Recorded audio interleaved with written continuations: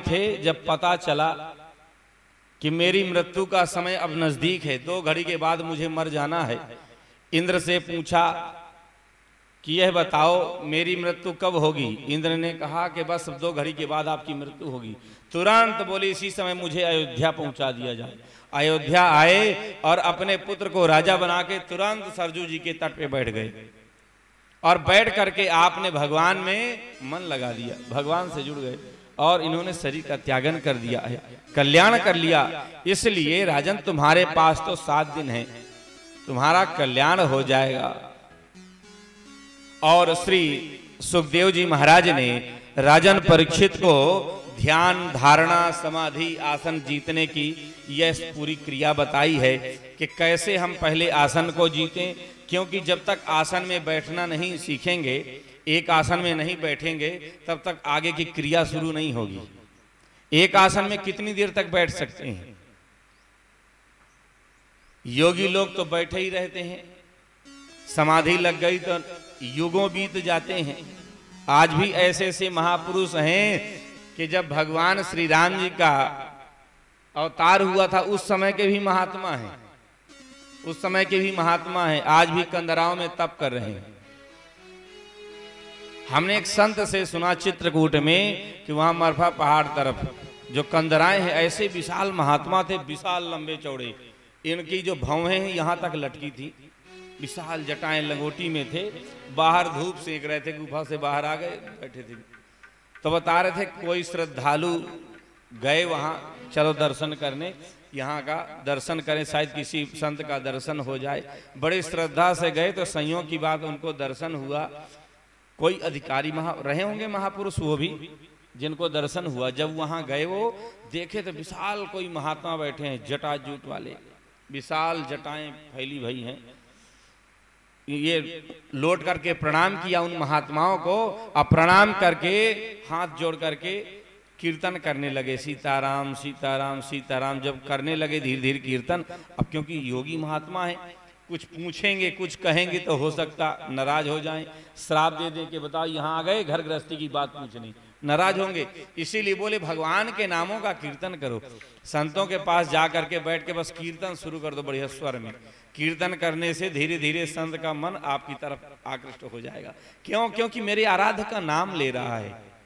अब फिर उसके बाद आप पूछेंगे तो फिर समाधान मिलेगा। पर जाते ही बाबा जी बताओ महाराज जी अब ये समस्या है, ये बता दो, बताओ, उसका मूड खराब हो जाएगा। क्या पूछना, हम यहाँ लगे जप में पाठ में, ये क्या पूछना शुरू कर दिए। इसलिए जाकर के कीर्तन करो। तो कीर्तन करने लगे, जब कीर्तन करने लगे तो महात्मा जी का ध्यान आकृष्ट हुआ कि भगवान के नामों का यहाँ कीर्तन कौन कर रहा है। ऐसे भवें उठा के देखा, विशाल पुराने महात्मा भवें उठा के देखा उनकी तरफ। महाराज जी ही नजर डाली, नजर डालते ही जितने थे वहां सब की समाधि जैसी लग गई, सब भाव स्थिति में डूब गए, लगता कि दिव्य लोक में आ गए। कहाँ आ गए? दृष्टि देखने से खाली दृष्टिपात होने से। उन्होंने प्रणाम किया, बोले महाराज, फिर धीरे धीरे बस भगवान की कथा के संबंधित प्रश्न पूछते हुए पूछा कि भगवान आप तो बहुत पुराने मालूम पड़ते हैं, आप लगता है इस युग के नहीं, इतने विशाल काय शरीर वाले इस युग में तो होते नहीं हैं, इस युग में महात्मा होते हों, आप लगता है कोई बहुत पुराने युग के हैं। तो महात्मा जी ने कहा कि जब हम तप करते थे मैं उस समय युवक था, लगभग 20-25 वर्ष की उम्र रही होगी। बोले मैं एक जन्म का नहीं कई जन्मों का साधु हूं। तो उस समय मेरी आयु 20-25 साल की रही होगी। उस समय राम जी का अवतार हुआ था। राम जी छोटे से लाला होकर खेल रहे थे दशरथ जी की आंगन में। उन महात्मा ने कहा, बोले उस समय से बस मैं वही झांकी का दर्शन करता हूँ, समाधि में डूब करके बस वहीं चले जाते हैं। ऐसे पुराने महात्मा थे। अब एक संत से हमने सुना तो बात मिथ्या नहीं होगी, संत ने सुनाया है तो बात तो सही होगी। तो बोले महाराज ऐसे ऐसे महात्मा बहुत हैं यहाँ, ऐसे ऐसे महात्मा ना होंगे तो पृथ्वी टिकेगी नहीं, न जाने कहाँ चली जाएगी, इतना पाप हो रहा है पृथ्वी पर। ऐसे ऐसे तपस्वी ने इस पृथ्वी को धारण कर रखा है, ऐसे महात्मा। इसलिए साधन करने के लिए पहले बैठना बहुत जरूरी है, आसन को जीतना। जितासनो जित संगो, जिते जित संगो जितेन्द्रियः, स्थूले भगवतो रूपे मनः संधारयेत् धियः। पहले आसन को जीतो, फिर श्वास को जीतना प्राणायाम के द्वारा, फिर संग, संग माने आसक्ति को जीतो। संग माने आसक्ति। अब हमारी आसक्ति कहां कहां है? जहां आसक्ति लगी है तो आप यहां भले ही आंख बंद करके बैठो, पर वो आसक्ति जहां होगी वही दिखेगा, अब मन वहीं जाएगा, वहीं जाएगा। इसी आसक्ति को हमें जीतना है। ये आसक्ति कहीं रहे ही नहीं। आंख बनते ही बस ठाकुर जी ही दर्शन दें। आराध्य हमारे जो ठाकुर जी हैं, आराध्य हैं, वही दर्शन दें। बस नेत्र बंद करते ही मन शांत हो जाए, जप में मन लग जाए, कहीं इधर उधर न जाए। इसलिए आसक्ति, संग को जीतें, और फिर उसके बाद इंद्रियों को जीतना है। 5 कर्मेंद्रिय हैं, 5 ज्ञानेंद्रिय हैं, इनको जीतना है। और इनको जीतने के बाद फिर भगवान के सुंदर विग्रह का दर्शन करो, चरण से लेकर मस्तक पर्यंत और मस्तक से चरण पर्यंत दर्शन करते रहो। उसमें मन को लगा दो, और जब मन को उसमें लगा देंगे तो बस यह जो मन है ना, उछल कूद करता है, इधर उधर दिमाग को घुमा देता है। अभी बैठे यहाँ और थोड़ा सा स्मरण करो तो मन रिश्तेदारों में पहुंच जाएगा, न जाने कहां कहां पहुंच जाएगा, कहां कहां के दृश्य स्मरण में आ जाएंगे।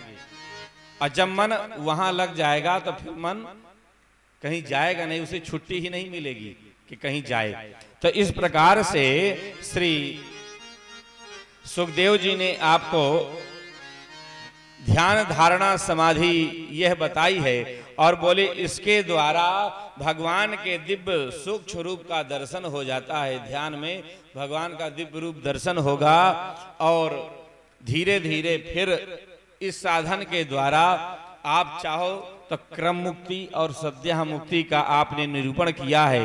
क्रम मुक्ति क्या है? धीरे धीरे भगवान के प्रत्येक लोकों से होकर के भगवत धाम को जाना, यह क्रम मुक्ति है। और सद्यः मुक्ति सीधे भगवत प्राप्ति हो जाना, सीधे भगवान तक पहुंच जाना, यह सद्यः मुक्ति है। इस प्रकार से आपने बताया है। श्री सुखदेव जी ने परीक्षित जी को परमहंसों वाली गति का उपदेश दिया है कि हे राजन, देखो जरूरी नहीं है कि शरीर को ढकने के लिए सुंदर वस्त्र चाहिए, हैं? ये जो शरीर के ऊपर चमड़ा, ये वस्त्र ही है, आत्मा का वस्त्र ही है। और भाई ढकना भी है तो उसके लिए बोले चीराणि किम पथि न संति, जितने चीथड़े घूर में मिल जाएं, बोले उनको उठा लो और गुदड़ी बना के अंगों को ढक लो, बस ज्यादा क्या जरूरत है। ये परमहंसों की वृत्ति है। और बोले भोजन पानी बनाने की क्या जरूरत है, क्या जरूरत है? क्यों? बोले ये जितने वृक्ष है ना, ये तो अपने आप फल देते हैं ना, तो बनाने की क्या जरूरत है? फल ही वृक्ष देने के लिए बिल्कुल पर्याप्त है। ये दिशाएं हैं, जब दिशाएं हैं तो फिर बढ़िया सुंदर मखमली रजाई की क्या जरूरत है? और सुंदर भगवान ने गुफाएं दी हैं, तो सुंदर भवन बनाने की क्या जरूरत है? इस प्रकार से आपने परमहंस का पूरा जो रहनी है वह उपदेश दिया है।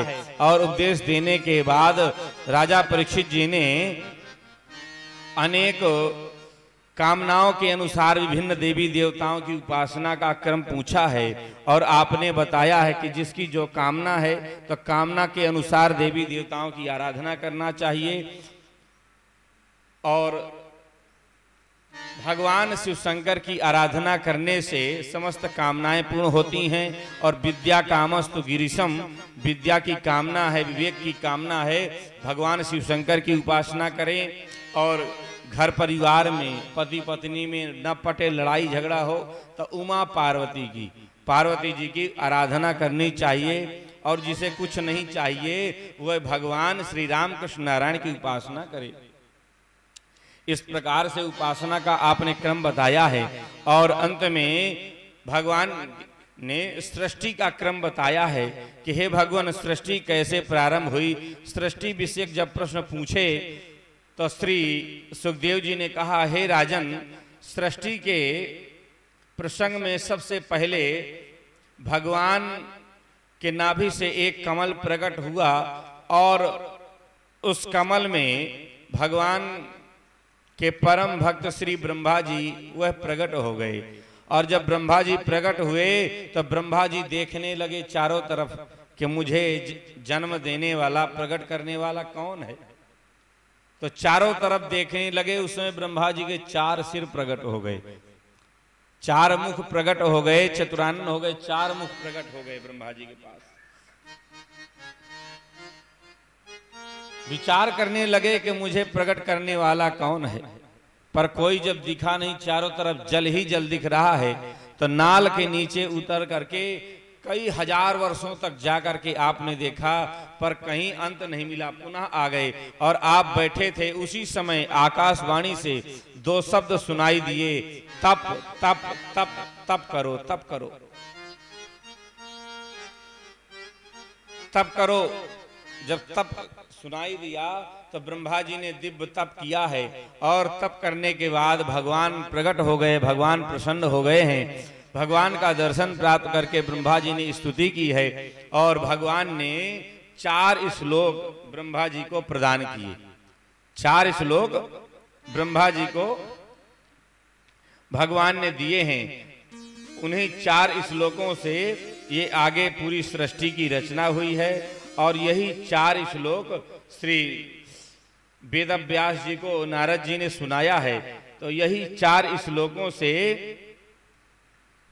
श्रीमद् भागवत जी का वेद व्यास जी ने 18,000 श्लोकों में निरूपण कर दिया। उसमें कहते हैं श्री भगवान ब्रह्मा जी से, ये सबसे पहले मैं ही मैं था, सबसे पहले मैं ही था, क्योंकि आदि में मैं हूं और मध्य में मैं हूं और अंत में ही मैं हूं, और जितनी ये सृष्टि दिख रही है सब मेरा ही स्वरूप है। तो इस प्रकार से आपने समझाया है और कहा कि जाओ सृष्टि की रचना करो। ब्रह्मा जी सृष्टि की रचना करने के लिए तैयार हुए। उसी समय ब्रह्मा जी से 4 ऋषि प्रकट हुए, विचार कर रहे थे। उसी समय ब्रह्मा जी से एक भ्रू के मध्य से वाराह शिशु के रूप में प्रकट हो गया। और जब वाराह शिशु के रूप में प्रकट हुए तो देखते देखते विशालकाय हो गए, बहुत बड़े हो गए। जब बहुत बड़े हुए, ऋषियों ने स्तुति की है और स्तुति करने के बाद जो है भगवान जल में प्रवेश कर गए हैं और जल में प्रवेश करके पृथ्वी को लेने के लिए गए हैं। सबसे पहले ब्रह्मा जी से 4 ऋषि प्रकट हुए, सनक, सनंदन, सनातन, सनत कुमार। ये 4 ऋषि प्रकट हुए। इनसे ब्रह्मा जी ने कहा जाओ सृष्टि की रचना करो। तो ये सब भजन करने वाले थे। ये बोले नहीं, हम तो भगवान का आराधन करेंगे, भजन करेंगे। कहना नहीं माने। ब्रह्मा जी को रोष आ गया, क्रोध आया।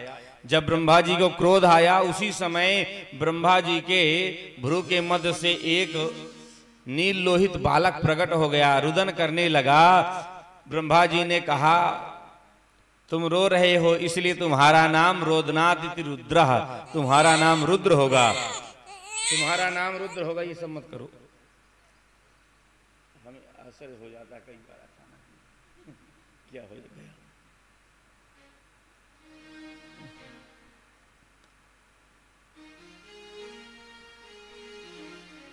तो ब्रह्मा जी ने कहा कि जाओ सृष्टि की रचना करो, सृष्टि की रचना करो। तो सृष्टि की रचना करने के लिए भूत भावन रुद्र तैयार हो गए। उन्होंने विचार किया कहीं पिताजी फिर न क्रोधित हो जाएं। तो जब ही सृष्टि की रचना की तो भूत प्रेत बना के धर दिए। ब्रह्मा जी ने देखा, ब्रह्मा जी ने मना कर दिया, बस जितनी सृष्टि है उतनी बहुत है, अब ज्यादा सृष्टि की जरूरत नहीं है, बंद कर दो। उन्होंने बंद कर दिया। जाओ बोले भजन करो। अब ब्रह्मा जी के शरीर से एक स्त्री और पुरुष का जोड़ा प्रकट हो गया और ब्रह्मा जी से ही 10 ऋषि प्रकट हुए। वह 10 ऋषि है मरीचि, अत्रि, अंगिरा, पुलस्त, पुलह, क्रतु, भृगु, वशिष्ठ, दक्ष और नारद जी। यह 10 ऋषि प्रकट हुए और अंत में छाया से श्री कर्दम ऋषि प्रकट हुए हैं। तो यह ऋषि प्रकट हो गए और उसके बाद स्त्री पुरुष का जब जोड़ा प्रकट हुआ, ब्रह्मा जी ने कहा कि जाओ सृष्टि की रचना करो। इन्होंने कहा हम सृष्टि की रचना करें तो, पर सृष्टि रुकेगी कहाँ, कहाँ टिकेगी सृष्टि, आधार होना चाहिए। तो इनकी 5 संतानें हो गई, 2 पुत्र हैं, 3 पुत्रियां हैं। देवहूति, आकुति, प्रसूति, इस प्रकार से 3 पुत्रियां हैं और प्रियव्रत, उत्तानपाद, ये 2 पुत्र हैं। तो 5 संतानें हो गई। अब बोले आगे आधार चाहिए, सृष्टि कहाँ टिकेगी। तो ब्रह्मा जी विचार करने लगे तो यज्ञ 12 भगवान प्रकट हो गए। बोलो यज्ञ 12 भगवान की जय। इन्होंने विचार किया कि जिसने मुझे बनाया है वही अपना काम करवाएगा। उसी समय ऋषियों ने, समस्त ऋषियों ने प्रार्थना किया है और सबसे सम्मानित होकर के यज्ञ 12 भगवान प्रवेश कर गए हैं धरती पर। वो जल पे प्रवेश किए हैं और वहां से पृथ्वी को लेकर के जब आ रहे थे, उस समय हिरणाक्ष नामक दैत्य भगवान से युद्ध करने लगा कि बनेले सुकर तू मेरी पृथ्वी को लेके कहां जा रहा है। भगवान से भयंकर युद्ध हुआ है। भगवान ने एक थप्पड़ लगाया, उसका प्राणांत हो गया। बोलो दुष्ट निकंदन भगवान की। इस प्रकार से भगवान ने उस दुष्ट का वध कर दिया है और पृथ्वी को लेकर के ऊपर आए हैं। ऊपर जल में आपने स्थापित कर दिया पृथ्वी को आपने जल में स्थापित कर दिया।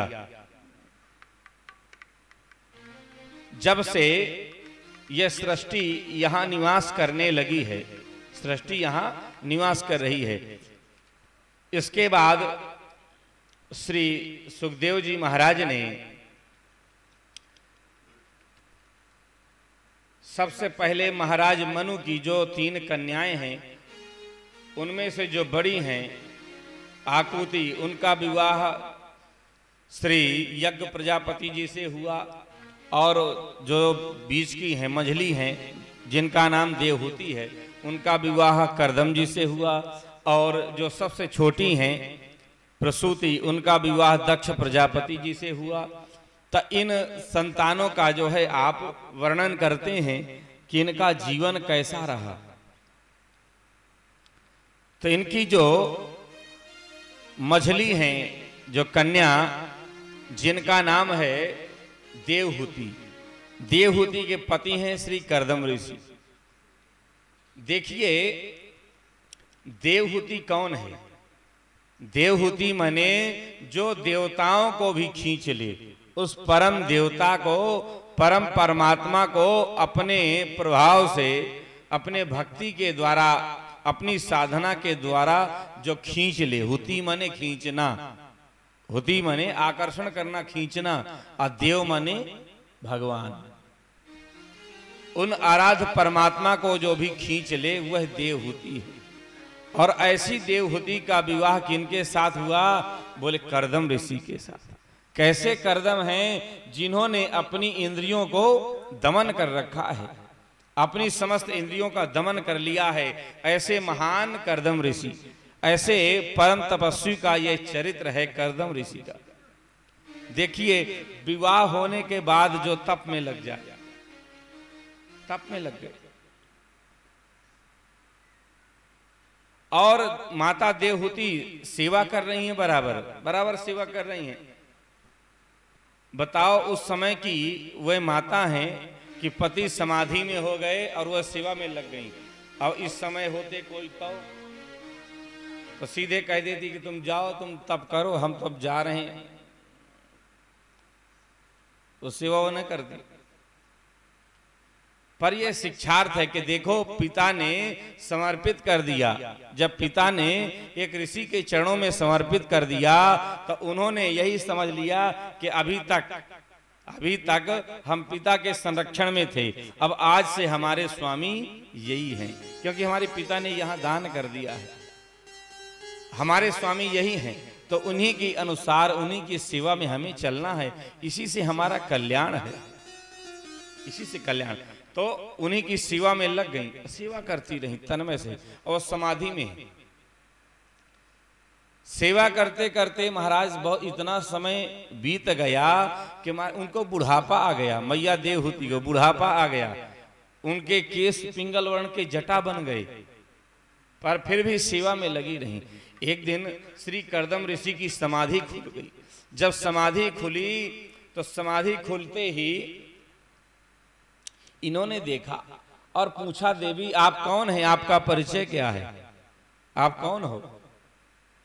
इन्होंने हाथ जोड़ करके कहा, भगवान मुझे नहीं पहचानते हैं, मैं आपकी अधिकृता पत्नी हूं, मैं महाराज मनु की पुत्री हूं और आपसे मेरा विवाह हुआ है। पूरी बात जब स्मरण में दिलाई है तो ये प्रसन्न हो गए और आपने कहा, मैं आपकी सेवा से बहुत प्रसन्न हूं, क्या चाहती हो?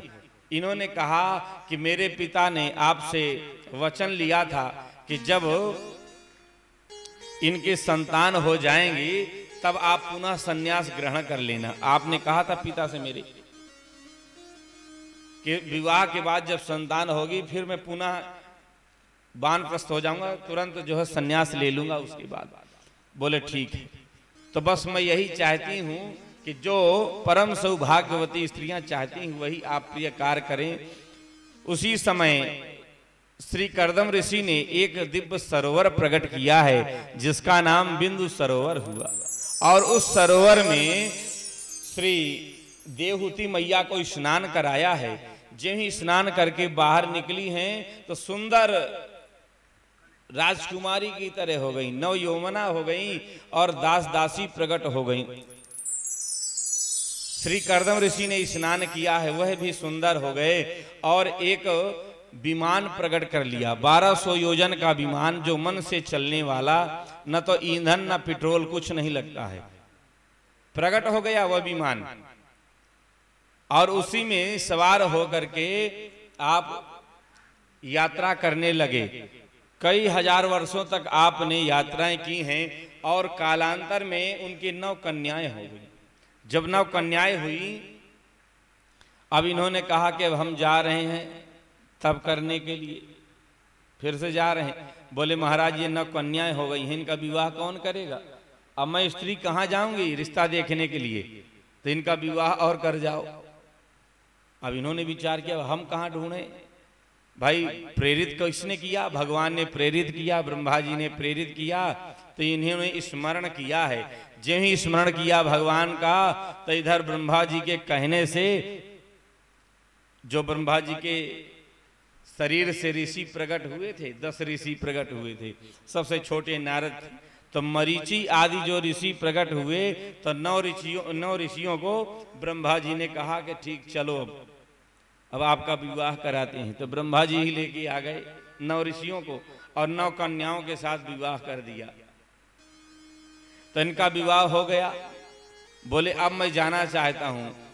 इन्होंने कहा भगवान आप चले जाएंगे फिर मैं अकेले क्या करूंगी, इसलिए आप स्मरण करो कि भगवान ने आपसे कहा था कि आपके जैसा महान तपस्वी होगा, आपके जैसा महान पिता होगा, तो बोले मैं आपके यहाँ उतार लूंगा। भगवान ने आपसे कहा था।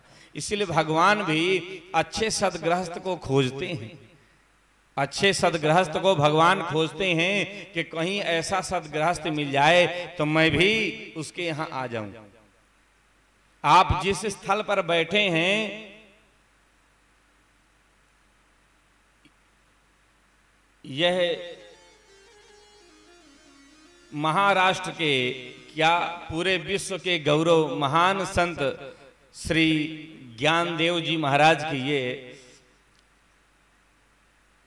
उन्हीं की संस्था के द्वारा, उन्हीं के जो साधक जन हैं, उन्हीं के जो भक्त जन हैं, उन लोगों ने इसका निर्माण कराया है। अब संस्था का नाम क्या, हमारे पास तो कुछ ऐसा है नहीं कि जो हम बता सकें। हमने कल उनसे कहा था हमें लिख करके दे दो आप।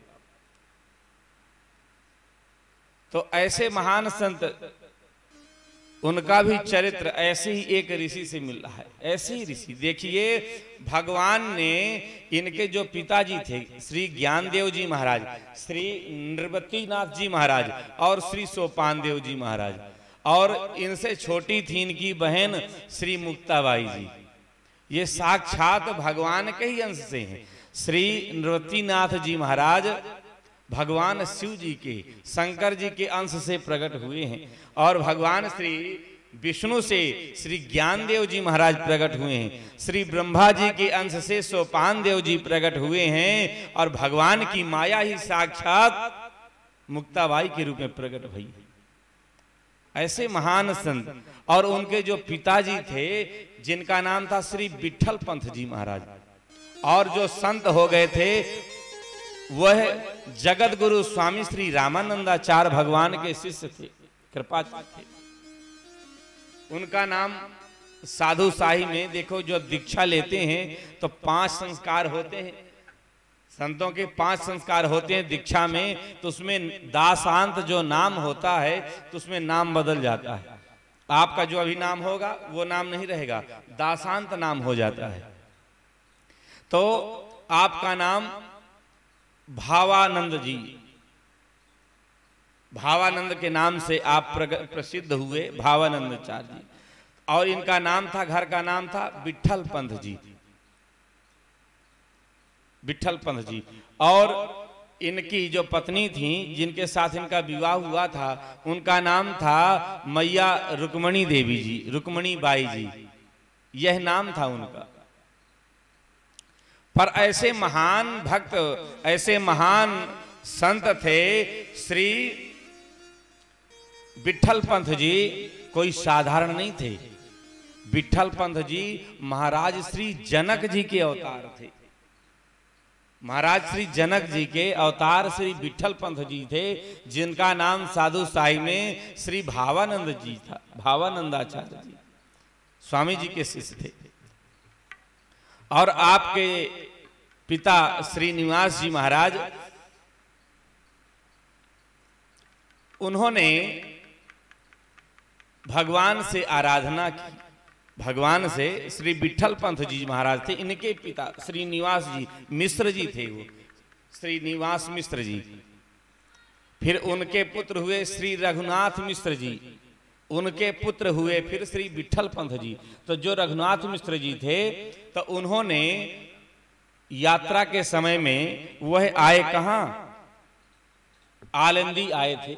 आलिंदी, आलिंदी है ना, हाँ। तो वहां आप आए, और जब वहां चल करके आए थे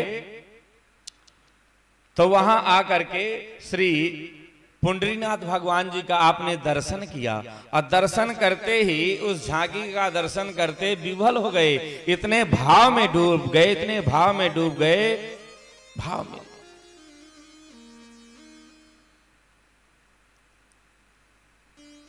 कि बोले ऐसे जहां आराध्य इतने सुंदर ठाकुर जी, बोले अब तो इन्हीं की शरण में रहेंगे। तो वहीं आलिंदी ग्राम में आप बस गए, वहीं आपने निवास बनाया और वहीं निवास करने लगे। तो जब निवास करने लगे तो इनके पुत्र थे श्री हरिनाथ मिश्र जी, जिनका हम बता रहे हैं, हरिनाथ मिश्र जी। और उनके पुत्र हुए हैं श्री रघुनाथ मिश्र जी, रघुनाथ मिश्र जी वहीं रहने लगे। और उनके जो पुत्र हुए हैं, जो जनक जी के अवतार हैं, साक्षात जनक जी महाराज आए हैं। क्यों? क्योंकि जब जनक जी ने श्री राम जी का दर्शन किया है तो बोले इन्हीं बिलोकत, इनको बिलोक करके देख करके बोले अब तो ब्रह्म सुख भी फीका लग रहा है। विश्वामित्र जी से कह रहे जनक जी, इनका दर्शन करके जिस ब्रह्म सुख में हम डूबे रहते थे, जिसके लिए हमें लोग विदेह कहते थे, देह में जिसकी स्थिति ना हो, विदेह महाराज, तो वह विदेह जी जब रघुनाथ जी का, भगवान का दर्शन किया, राम जी का, इतने भाव में डूब गए, इतने भाव में डूब गए कि बस वह ब्रह्म सुख भी इनके स्वरूप के आगे फीका लग रहा है। ये कहीं मेरे पुत्र होते, लाल होते, तो इनको मैं हृदय से लगा लेता, दुलार करता, प्यार करता। इतने भाव में डूब गए। तो मानो वही जनक जी महाराज ही श्री विठल पंथ जी के रूप में आए हैं।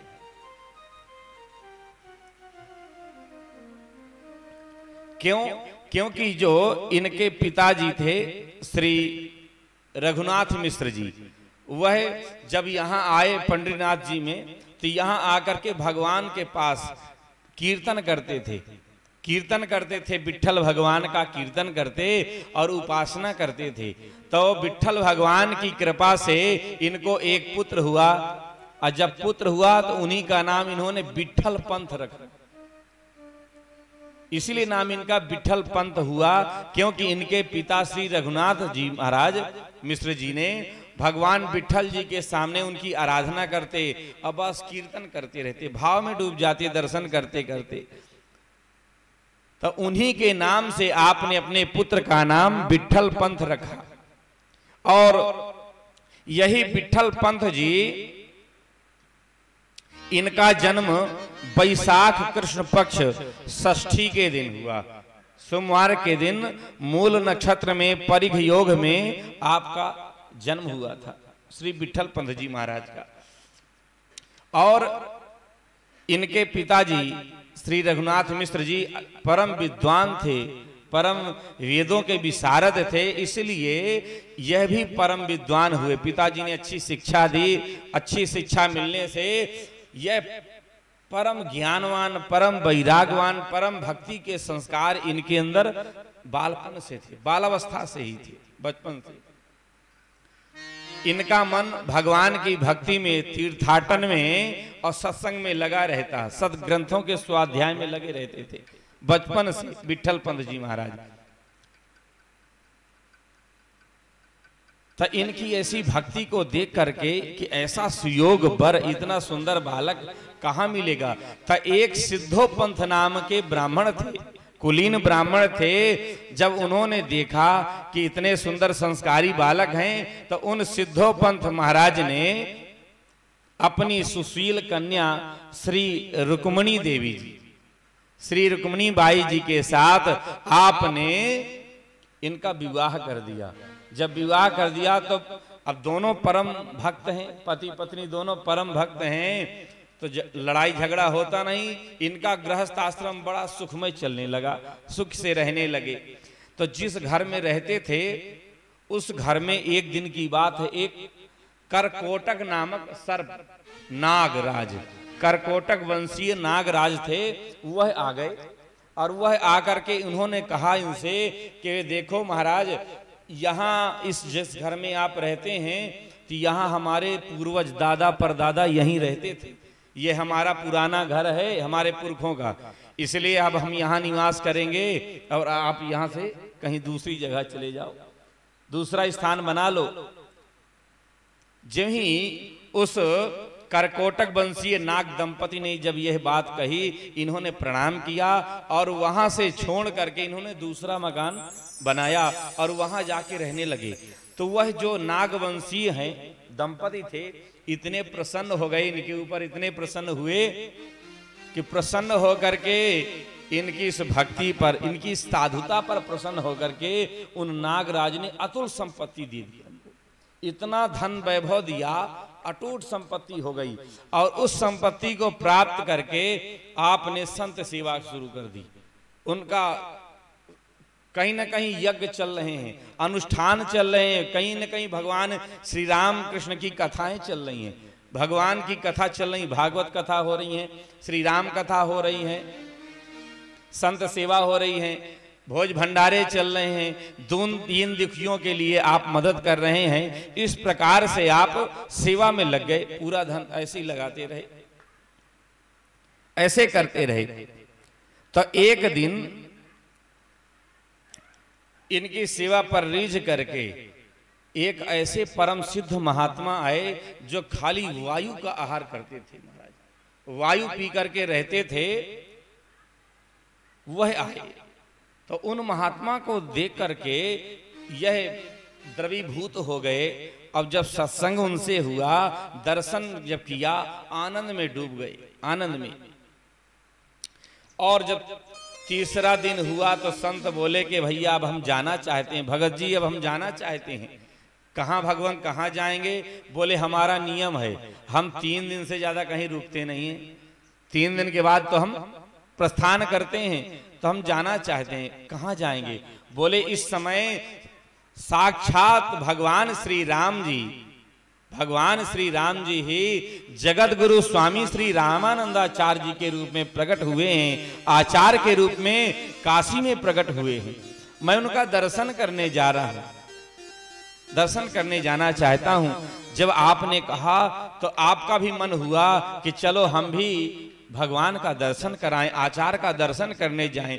तब उन महात्मा के साथ यह भी चलने लगे काशी दर्शन करने के लिए, श्री विठल पंत जी महाराज। और अपनी पत्नी को कहा कि तुम ऐसा करो, यहीं संत सेवा करो और यहीं बढ़िया सुंदर आयोजन करवाओ, कथा कीर्तन और संतों की सेवा करते रहो, और हम जा रहे हैं दर्शन करने आचार्य का।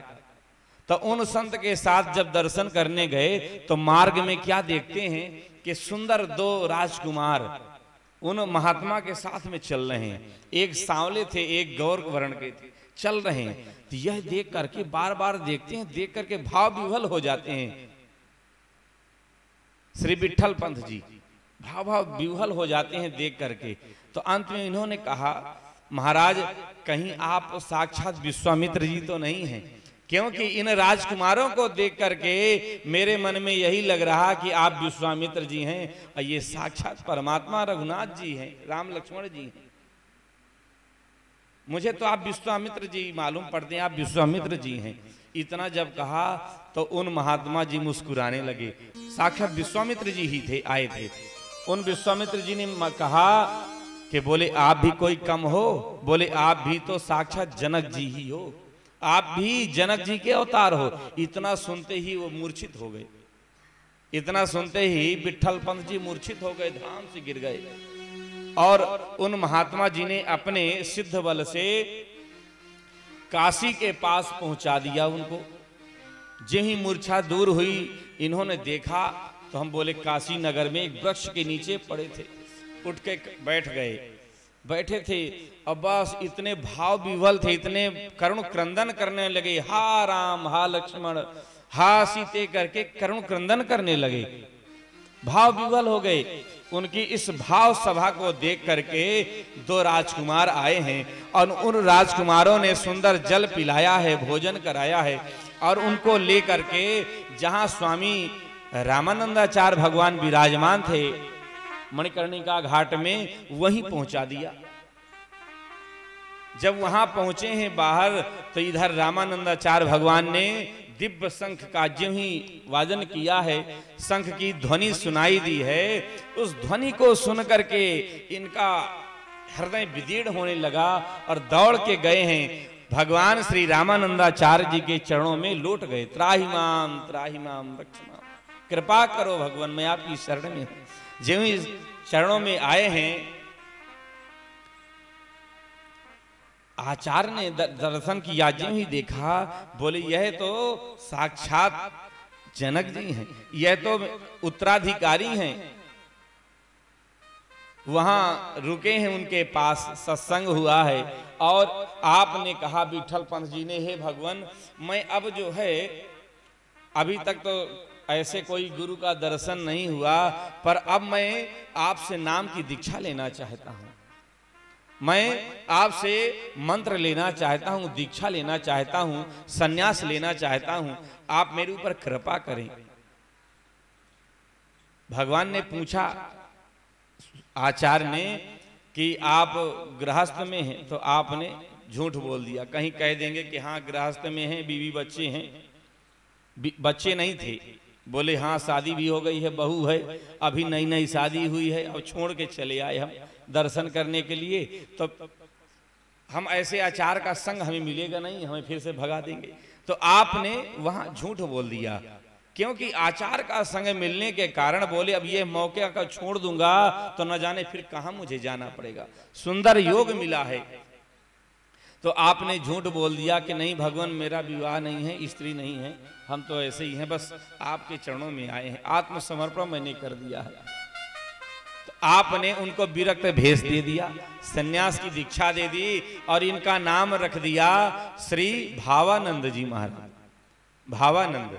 भावानंद दास हो गए आप, विठल पंथ से भावानंद दास हो गए और अपने गुरुदेव की सेवा करने लगे, सेवा में लगे रहते थे।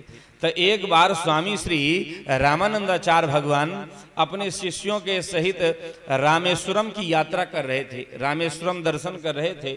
तो दर्शन करते करते आप पंढरपुर पहुंचे। जब पंढरपुर पहुंचे तो वहां हल्ला हो गया कि एक दिव्य संत पधारे हैं, आचार्य चरण का आगमन हुआ है हमारे नगर में। तो जितने आल बाल नर नारी हैं सब आपका दर्शन करने के लिए टूट पड़े, सब भीड़ उमड़ी। जब भीड़ उमड़ी तो उसी भीड़ में जो विठल पंथ जी भावानंद जी थे, जो सन्यास दीक्षा ले चुके थे, उनकी पत्नी भी आई। सबने प्रणाम किया, सत्संग किया और अंत में उनकी पत्नी जो थी उन्होंने प्रणाम किया। जो ही प्रणाम किया, मस्तक रख दिया चरणों में आचार्य के, तो सहसा स्वामी जी के मुख से निकला पुत्रवती भवा। उन्होंने कहा पुत्रवती भवा। जो ही पुत्रवती भवा कहा, उन देवी ने हाथ जोड़ करके कहा भगवान आपने तो मुझे आशीर्वाद दे दिया पुत्रवती भव, पर अब पुत्रवती मैं कैसे हूं, क्योंकि जो मेरे पति हैं वह तो आपसे सन्यास दीक्षा ले चुके हैं, आपके साथ में हैं, अब मैं कैसे पुत्रवती हूं। बोले हमारे साथ में हैं? बोले हाँ। बोले महाराज ये खड़े हैं, यही मेरे पति हैं। आचार्य जी ने एकांत में लेकर उनसे पूछा है और कहा कि ऐसा करो, ये गलत बात, अब आपको मैंने आशीर्वाद दिया इसलिए तुम्हें जाना पड़ेगा, जाओ गृहस्थ धर्म को स्वीकार करो। इन्होंने कहा महाराज मैं सन्यास की दीक्षा ले चुका हूं, मेरा गृहस्थ में मन ही नहीं है, मैं नहीं जाना चाहता हूं, मैं आपके चरणों को छोड़ के नहीं जाना चाहता हूं। पर नहीं, आचार्य ने कहा कि जाओ मेरी आज्ञा है। अब जब गुरुदेव ही आज्ञा दे रहे हैं तो फिर पतन का कोई काम ही नहीं है। बोले तुम्हारा पतन होगा ही नहीं, ये तुम्हारा गृहस्थ धर्म भी बाधित नहीं होगा। क्यों? क्योंकि तुम्हारे इस गृहस्थ धर्म को साक्षात भगवान स्वीकार करेंगे, इसलिए जाओ मेरी आज्ञा है, तुम्हारा गृहस्थ धर्म बाधित नहीं होगा।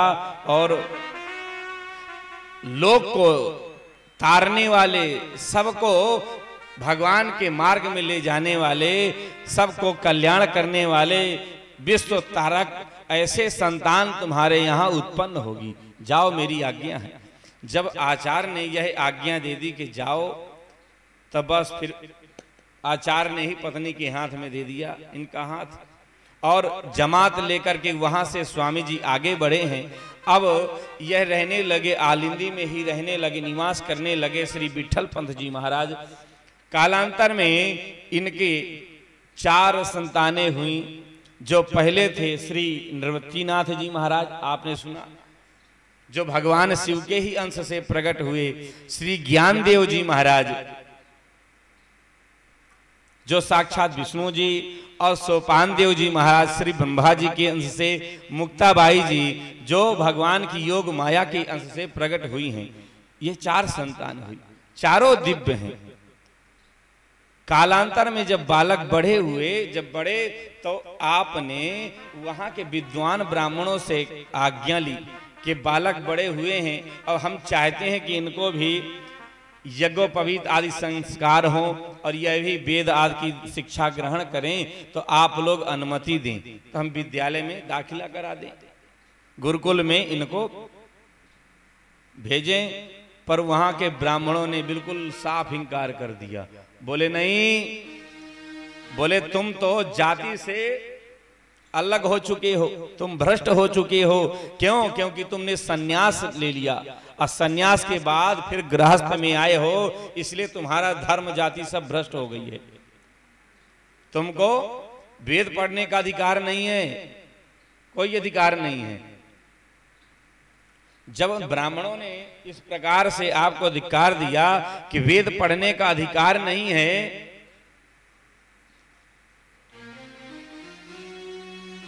तो इन्होंने संतों से कहा कि भगवान ऐसा न करें, ऐसा आप न करें, क्योंकि इन बालकों का भी कल्याण हो। बताओ मैं क्या करूं? तो उन्होंने कहा कि आप अपने आचरण से भ्रष्ट हो चुके हो, इसलिए इन बालकों का संस्कार नहीं हो सकता, इनको वेदाध्ययन नहीं किया जाएगा, यहां नहीं कराया जाएगा, इसलिए जाओ यहां से चले जाओ।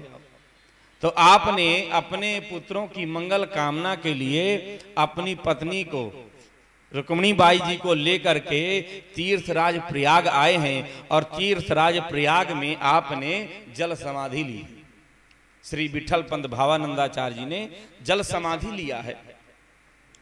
और इधर चारों पुत्र जब बड़े हुए तो 14 वर्ष की आयु थी श्री ज्ञानदेव जी महाराज की, 14 वर्ष की आयु थी। उसी समय वेदाध्ययन के लिए आपने जब कहा तो ब्राह्मणों ने मना कर दिया। ब्राह्मणों ने जब मना कर दिया तो आपने कहा कि वेदाध्ययन के लिए जब ब्राह्मणों ने मना किया कि बोले आप तो सन्यासी के पुत्र हो, तुम्हारा पंथ ही पूरा बिगड़ गया है, जाति ही बिगड़ गई है, इसलिए तुम वेद पढ़ने के अधिकारी नहीं हो, तुम्हारा ब्रह्मत्व नष्ट हो गया है।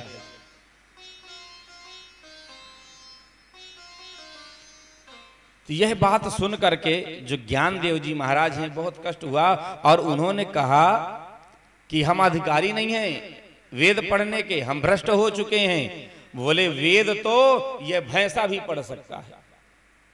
ज्ञानदेव जी ने कहा, एक भैंसा खड़ा था बगल में, बोले वेद तो ये भैंसा पढ़ेगा। बोले भैंसा कैसे पढ़ेगा? तो ज्ञानदेव जी महाराज ने उस भैंसे को आदेश दिया, भैंसे से कहा हाँ सुनाओ वेद मंत्र। महाराज उस भैंसे ने ऋग्वेद के यजुर्वेद के मंत्रों का उच्चारण प्रारंभ कर दिया, भैंसे ने वेद सुनाना प्रारंभ कर दिया, भैंसे से वेद प्रकट हो गए। यह सुन करके जितने वहां पंडित से सब चरणों में आ गए, लौट गए, त्राहिमाम त्राहिमाम होने लगे, सब उनकी शरण में आ गए। तो आपने 14 वर्ष की आयु में भैंसे के मुख से आपने वेद का उच्चारण करा दिया था। ऐसे महान संत श्री ज्ञानदेव जी महाराज थे। क्यों? क्योंकि भगवान विष्णु के अंश से हैं। कई ऐसे कुतर्की थे, उन्होंने कहा कि देखो जब पैठण के जो ब्राह्मण हैं, विद्वान ब्राह्मण हैं, यह लोग आपको स्वीकार कर लेंगे तभी हम सब लोग स्वीकार करेंगे, नहीं कोई स्वीकार नहीं करेगा, कोई स्वीकार नहीं करेगा आपको।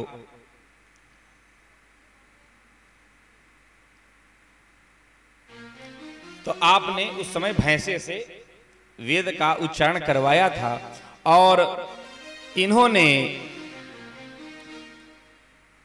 पैठण में ही श्री ज्ञानदेव जी ने एक भक्त के यहाँ ब्राह्मण के घर में श्राद्ध का जो समय था, करे दिन चल रहे थे पितर पक्ष के, तो उस ब्राह्मण के यहाँ पितरों का आवाहन किया। जब पितरों का आवाहन किया तो उसी के पितृगण प्रकट हो गए और प्रकट होकर के उसके घर में भोजन किए। यह देख करके चमत्कार सब प्रभावित हो गए, सब प्रभावित हो गए। और श्री ज्ञानदेव जी महाराज वहां से चल करके आगे आए हैं, कुछ दिन पैठण में रहे, फिर आगे आए हैं। और एक सच्चिदा नाम के पंडित जी थे, सच्चिदा नाम था उनका, तो उनकी मृत्यु हो गई। जब मृत्यु हो गई तो उनकी पत्नी रुदन कर रही थी, विह्वल थी और समाधि लेने के लिए, सती होने के लिए तैयार थी। यह पहुंचे हैं और जब पहुंचे तो इन्होंने पूछा कि बात क्या है। तो वह रुदन कर रही थी देवी और कह रही थी कि आप मेरे ऊपर कृपा करो, मेरी पति को जिंदा कर दो, जिला दो, आप कृपा करो इनके ऊपर। तो आपने जो ही हाथ फेरा उस सच्चिदानंद के ऊपर, मरे हुए व्यक्ति पर हाथ फेरा है, और हाथ फेर करके जो ही उससे कहा बच्चा उठ के खड़े हो जाओ, तो बताओ मरा हुआ व्यक्ति उठ के खड़ा हो गया। यह चमत्कार देख करके जितने थे सब वहां शरणागत हो गए, सब आपके शरण में आ गए हैं। और जो सच्चिदानंद जी थे उनको जब जीवन दान मिला तब इन्होंने कहा कि नहीं, अब हम गृहस्थ में नहीं जाएंगे। उन्होंने ज्ञानदेव जी महाराज से विरक्त भेष लेकर के साधना की है, जिनका नाम सच्चिदानंद बाबा, सच्चिदानंद बाबा के नाम से आप प्रकट हुए। और आपने श्री ज्ञानदेव जी महाराज की कृत जो गीता है, ज्ञानेश्वरी गीता, तो ज्ञानेश्वरी गीता में आपने एक टीका लिखी है, ज्ञानेश्वरी टीका आपने लिखी है और बहुत सुंदर व्याख्या की है आपने, श्री सच्चिदानंद बाबा जी ने। तो इस प्रकार से आपने कई चमत्कार दिखाए। एक बार की बात, दीपावली के समय वहां का एक प्रिय भोजन होता है, क्या होता है आप तो जानते हैं, मांडे, है ना, मांडे बनाते हैं। तो वहां मांडे बनाते हैं, तो मांडे बनाने के लिए आग के ऊपर एक मिट्टी का खप्पर रखते हैं, खप्पर के ऊपर फिर बनाते हैं। तो खप्पर वहां पर जब नहीं मिला, जब खप्पर नहीं मिला तो मुक्ताबाई ने कहा खप्पर नहीं मिला और ये त्योहार आया है दीपावली का, अब इसमें ये हमारा राष्ट्रीय भोजन है, प्रिय भोजन है, भगवान को भोग लगाना है, तो इसको बनाना है, कैसे बनाएं। तो श्री ज्ञानदेव जी ने अपने योगाग्नि के द्वारा अपनी पीठ को ऐसे कर दिया, खप्पर जैसे बना दिया, और इतना आग धधकने लगा। तो मुक्ताबाई जी ने श्री ज्ञानदेव की पीठ के ऊपर मांडे भोजन बना दिया, उस मांडे को तैयार कर दिया है। और यह देख करके और उसको पा करके सब तृप्त हुए, और यह देख करके सब दंग रह गए, सब आपके चरणों में समर्पित हो गए हैं। ऐसे श्री परम सिद्ध श्री ज्ञानदेव जी महाराज का बहुत सुंदर चरित्र है, बहुत सुंदर। एक मुदगलाचार नाम के ब्राह्मण थे, बड़े विद्वान थे, काशी के विद्वान। उन्होंने एक यज्ञ की दीक्षा ली कि मैं यज्ञ करूंगा, पर यज्ञ में प्रथम पूजा किसकी हो यह निर्णय नहीं हो पा रहा था कि किसको यज्ञ में प्रथम पूजा जाए, यह बात चल रही थी। उसी समय सबने कहा, विद्वानों ने, कि ऐसा करो कि जो हथनी है, इस हथनी के सूंड में माला दे दो, और ये हथनी जिसके गले में डाल देगी माला, वही अग्र पूजा का अधिकारी होगा। तो हथनी के सूंड में माला दिया गया और हथनी माला लिए थी। उसी समय श्री ज्ञानदेव जी महाराज अपने शिष्यों के सहित, भक्तों के सहित काशी में पहुंचे हैं। मणिकर्णिका घाट में जब पहुंचे यज्ञ के पास, यज्ञशाला में, उसी समय उस हथनी ने ज्ञानदेव जी महाराज के गले में वह माला डाल दी। जो ही माला डाली है, मुदगलाचार्य जी, अन्य जितने विद्वान थे, सब चरणों में पड़ गए और आपका प्रथम पूजन किया है श्री ज्ञानदेव जी महाराज का, और वहां यज्ञ हुआ है। और वहां से काशी से चल करके आप वृंदावन आए हैं, और वृंदावन आकर के श्री विष्णु स्वामी संप्रदाय के जो आचार्य हैं, उन्होंने आपको शिक्षा दीक्षा प्रदान की है। विष्णु संप्रदाय से, है ना, विष्णु स्वामी संप्रदाय से आपको भेष मिला था, तो उन्होंने आपको दीक्षा प्रदान की, शिक्षा दी है। और आप आनंद के साथ तीर्थाटन करते हुए पुनः पंढरीनाथ जी का दर्शन करने आए हैं, पंढरपुर आए हैं। जब पंढरपुर आए तो उस समय अपने तीनों भैया और बहन श्री मुक्ताबाई, ठंडी का समय था, ठंडी का समय था, धूप सेक रहे थे। तो एक आधी दीवार थी, टूटी हुई दीवार, उसी में बैठे बढ़िया धूप सेक रहे थे। तो उसी समय की बात है, उन दिनों एक वहां महान योगी थे, महान योगी थे, सिद्ध महात्मा, जिनका नाम था चांगदेव जी। चांगदेव ऐसे योगी थे कि योग बल से उन्होंने इतनी आयु अपनी बढ़ा रखी थी कि 1400 वर्ष की आयु थी उनकी। बताओ, 1400 साल के थे योगी वो चांगदेव जी, पर उनकी जितनी सिद्धियां थी सात्विक नहीं थी, सात्विक सिद्धियां नहीं थी, योगी थे। तो योग बल से जब मृत्यु आए तो समाधि में बैठ जाते। जिसको मृत्यु लेने आती है जीव को, उसको आप ब्रह्मांड में यहां चढ़ा लेते, मृत्यु आती शरीर को धक्का लगाती चली जाती, जब मृत्यु जाए तो फिर आ जाते शरीर में। तो योगी थे, तो इनकी आयु 1400 वर्ष की हो गई और दिव्य तप के द्वारा इनका शरीर भी ठीक था। इनके प्रभाव को देख के हजारों लाखों की तादाद में चेला बन गए। बहुत चेला थे, बहुत नाम था, बहुत पद प्रतिष्ठा थी। तो महाराज जिसके बड़े बड़े चेला हो जाएं तो फिर अहंकार तो आ ही जाता है। साधारण है, हमारा चेला मुख्यमंत्री है, बोलो क्या करवाना है, लगा देते हैं फोन। अहंकार आ जाता है। भगवान जो सबसे बड़े प्रधानमंत्री बैठे हैं उनको छोड़ करके मुख्यमंत्री की बातें हो रही हैं, है ना।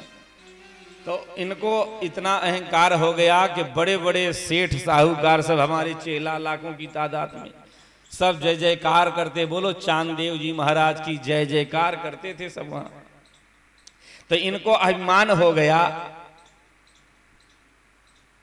उसी समय किसी ने इनसे कहा कि एक आलिंदी में हमारे यहाँ ऐसे ब्राह्मण देवता हैं, ऐसे ब्राह्मण कि परम सिद्ध हैं वो भी, और आयु कितनी है, बोले 14 साल की। 14 साल की आयु है पर सिद्धियां इतनी हैं, ऐसी ऐसी सिद्धियां चमत्कार कि क्या कहें। जब यह सुना, उनकी महिमा को सुना श्री चांगदेव ने, तो उनसे मिलने के लिए विचार किया कि चलो भाई मिले, उनसे मिलना चाहिए। पर चेलाओं ने कहा गुरुजी वह अभी बालक है, 14 साल का बालक, और आप 1400 वर्ष के योगी, एक वयोवृद्ध महान योगी सिद्ध बालक का दर्शन करने जाए। बोले ठीक नहीं गुरुजी, ऐसे जाने में थोड़ा सा अपनी इमेज खराब होगी, ऐसे नहीं जाना। चेलाओं ने भड़का दिया।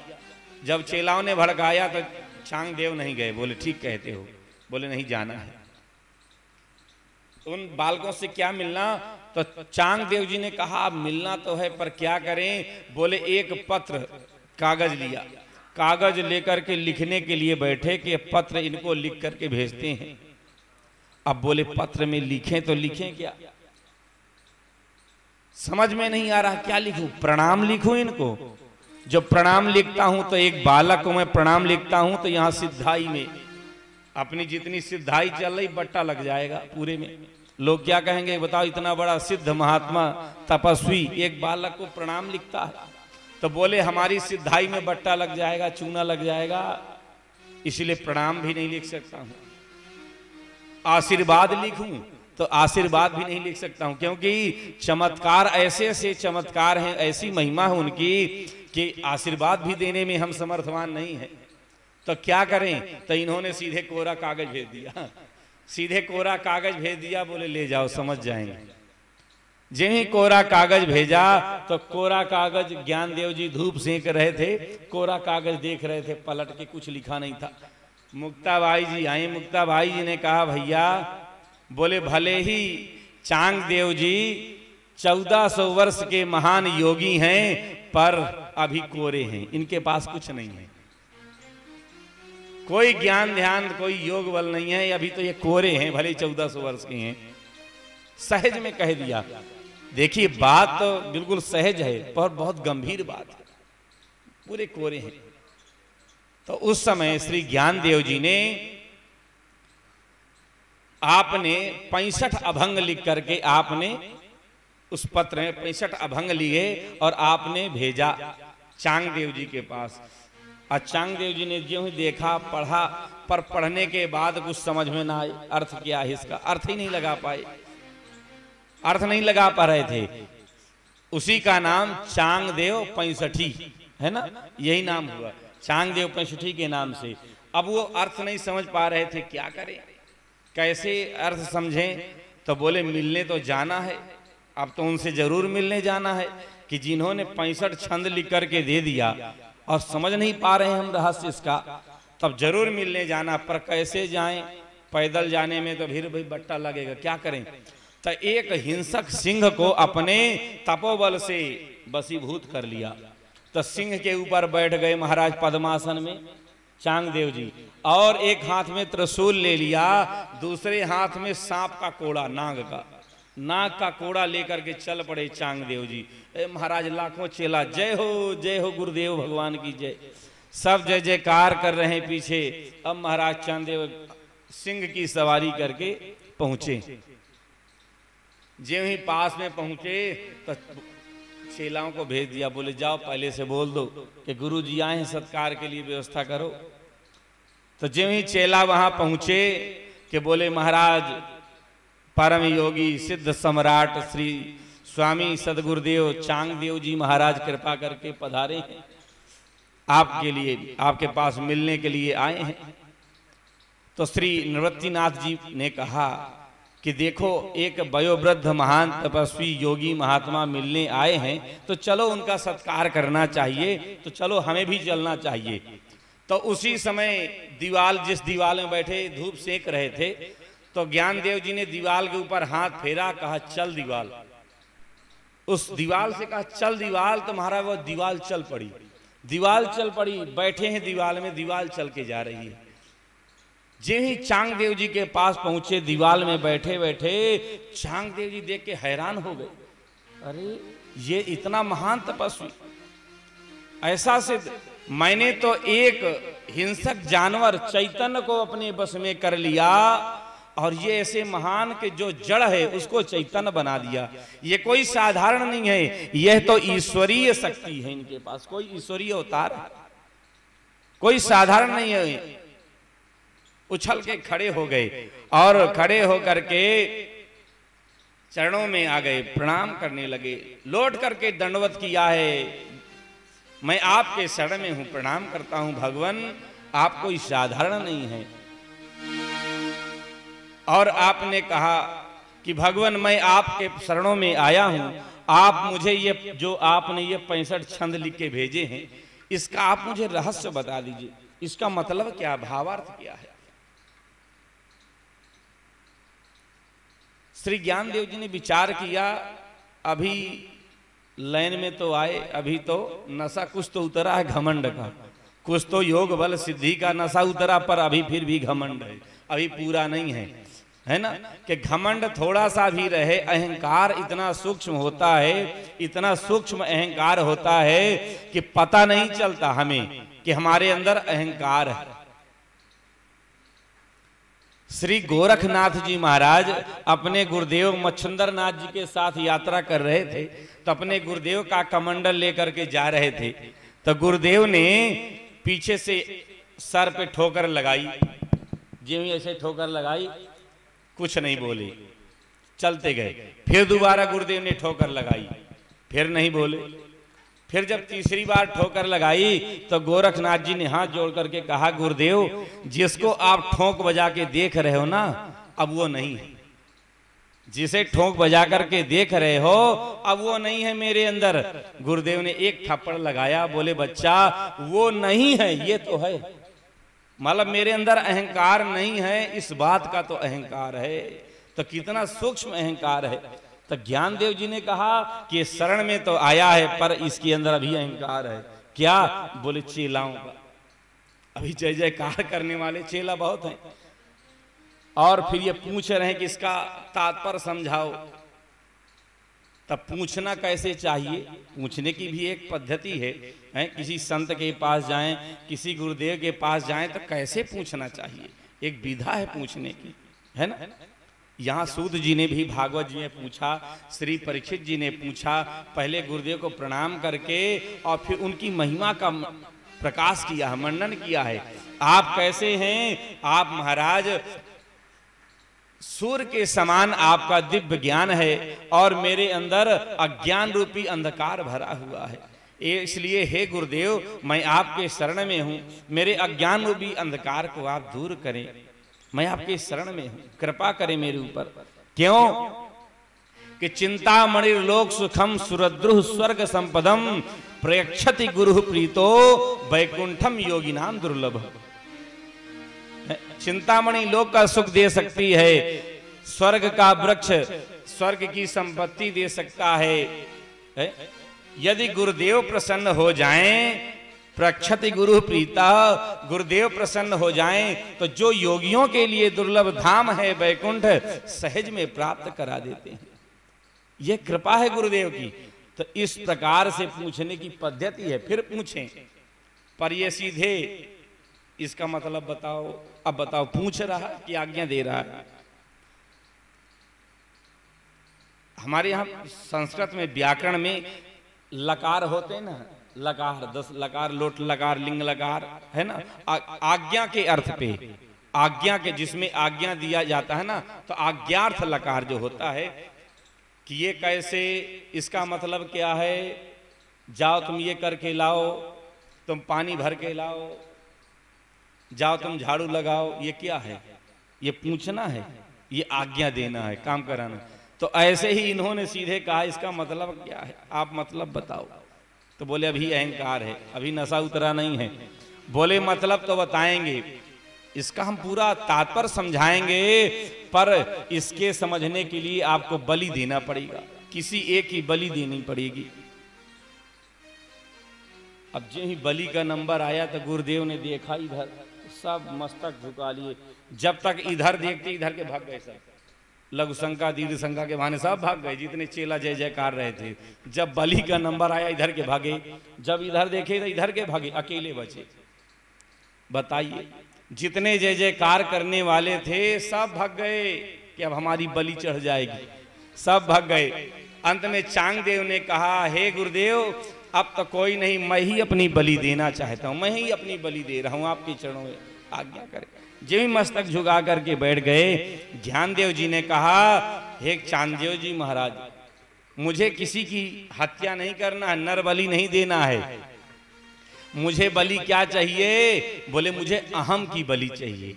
अहम माने मैं भी कुछ हूं, यह अहम की बलि दे दो। तो अहम की बलि देने से क्या होगा? पूरा कागज कोरा हो जाएगा। अभी तो आपका हृदय रूपी कागज भरा हुआ है, कोई कागज में लिखा हो खूब, उसमें आप लिख नहीं सकते, कागज कोरा होगा तो लिखा जाएगा। इसलिए अहम की बलि दे दो और ये भाव दृढ़ कर लो कि मैं सेवक रघुपति पति मोरे, मैं भगवान का सेवक हूं, भगवान मेरे स्वामी हैं। यह अहंकार है, यह अभिमान है, बस यही चाहिए। इन्होंने कहा, भगवान बस मैं आपके चरणों में हूं, मैं अपनी आत्मसमर्पण करता हूं चरणों में, मैं अपनी बलि दे रहा हूं। आप प्रसन्न हो गए, आपने स्नान कराया है और स्नान करा करके आपने 65 का पूरा तात्पर्य समझाया। और जब तात्पर्य समझाया है तो वही चांगदेव जी आपके शिष्य हो गए, वही शिष्य हो गए। और आपने समाधि ली है, एक वृक्ष के मूल में गुफा बना करके आपने समाधि ली है। हजारों वैष्णव कीर्तन कर रहे हैं और एक तरफ श्री साक्षात भगवान पंढरीनाथ जी हाथ पकड़े हुए हैं, एक तरफ निवृत्तिनाथ जी महाराज हाथ पकड़े हुए हैं और सब वैष्णव कीर्तन कर रहे हैं, सब कीर्तन कर रहे हैं। और देखते ही देखते आप सीधे उस गुफा में प्रवेश कर गए और आपने वहां समाधि ली है गुफा में। ऐसे महान दिव्य संत श्री ज्ञानेश्वर जी महाराज का यह दिव्य चरित्र, और उन्हीं के द्वारा, उन्हीं के जितने अनुयायी हैं सभी अनुयायी हैं, साक्षात भगवान हैं। पर पंढरपुर उस संस्था के जितने भी सेवक हैं और कार्य करने वाले हैं, और यहाँ के मुख्य जो अध्यक्ष जी हैं, क्या नाम उनका, श्री संतोष गौड़वेले जी, तो उनके द्वारा और आप सब के द्वारा जितने भी उनकी टीम के लोग हैं और हम सब उनके साथ मिलकर के यहाँ जितने भी भगवती पराम्बा मैया नर्मदा जी की परिक्रमा लगाने के लिए यात्री आते हैं, तो आपने उनके ठहरने की सुंदर व्यवस्था बनाई है। नीचे भी यहाँ भी टीन सेट और कमरे आदि, भोजन की व्यवस्था। आप कल बता रहे थे कि हमारे यहाँ से बड़े बड़े पदों पर बैठे हुए अधिकारी लोग भी आते हैं और उनको पता नहीं चलता किसी को कि ये कोई अधिकारी है, बड़े बड़े पदों पर बैठे, और यहाँ वो सेवा करते हैं, सब रसोई बनाते हैं, परोस के जिवाते हैं, सब सेवा करते हैं। तो जिनके द्वारा यह सेवा का कार्य चल रहा है और उन्हीं के साथ में हम सब लोग मिल करके श्री देवेंद्र साहू जी अपने परिवार के सहित और श्री राम लक्ष्मण जी हमारे भैया, श्री रतन जी वकील साहब, और आपका नाम राम जी अब हम नाम नहीं जानते इसलिए हमने राम लक्ष्मण जी रख दिया। देखो साथ में बैठे कि नहीं, जोड़ी बराबर है हमेशा कहीं भी देखो, तो इसलिए इनका राम लक्ष्मण जी के नाम से हमने नाम रखा है। तो पहले भी जो कथा हुई थी आपका बहुत योगदान रहा और बड़े भाव से आप सुनते रहे। आपने श्री रतन भैया ने अपनी माता जी को बैठाए, माता जी भी आई हैं, और इस बार अपनी बहनों को, और श्री राम जी महाराज आपकी श्री पत्नी देवी जी आप भी कृपा करके मैया भी पधारी हैं। तो आप सब लोग और हमारे परम तपस्वी श्री पुजारी जी महाराज जो चतुर्मासा कर रहे हैं, उन्हीं की आराधना उपासना का यह फल। और हमारे ब्रज से ब्रजवासी, बताओ ठाकुर जी की कथा है, ब्रजवासी न हो तो कथा कैसी पूरी होगी। तो ऐसे ही हमारे ब्रज से श्री शर्मा जी महाराज, वह भी कृपा करके यजमान के रूप में आप भी आए हैं और आप भी आनंद ले रहे हैं। और भोपाल से श्री कृष्णा बैरागी जी, जो कि ये भी बहुत दुखी भी हैं, परेशान भी हैं और कई इनके पास काम भी हैं, फिर भी सबको छोड़ करके भगवान जाने करें हरि भली है। अब नर्मदा मैया जाने, भगवान शिव शंकर जाने, जो करना हो सो वो करें। हर बार कथा में आ जाती हैं, इनके पास कई ऐसे काम भी, अड़चने भी आती हैं, पर उनको छोड़ करके चली आती हैं कि बस भगवान जाने, राम राजा सरकार जाने, तब वही जानेंगे, वही करेंगे, आप मस्त रहो। कहते ना मस्त रहो मस्ती में, आग लगे बस्ती में। हाँ, सब भगवान करेंगे, इसलिए बिल्कुल